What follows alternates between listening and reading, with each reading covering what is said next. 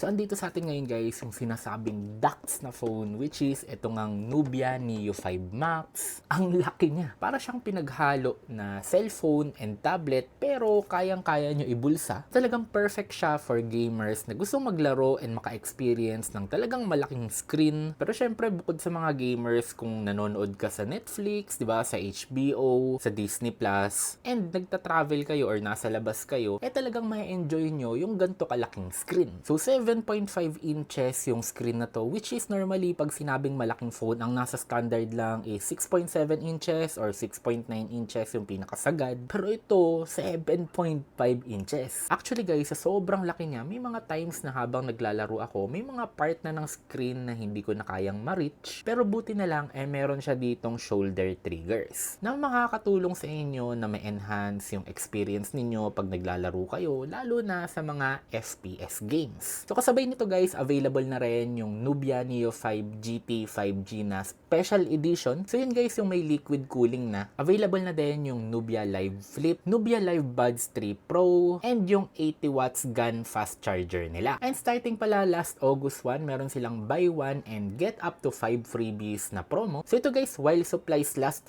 So habang may stocks, maganda kumuha na kayo. So meron ding exciting surprises galing sa VUI and sa Coty Coffee. And pwede nyo din abangan yung Team Onic PH kasi nagkakaroon sila ng live selling directly sa TikTok shop. So tuloy-tuloy yan guys until August 8, kaya maganda abangan ninyo, i-check ninyo. Malay mo, makahabol ka pa sa mga solid na freebies, di ba? So para sa full review dito sa Nubia Neo 5 Max, maganda abangan mo lang yan dito sa channel ko.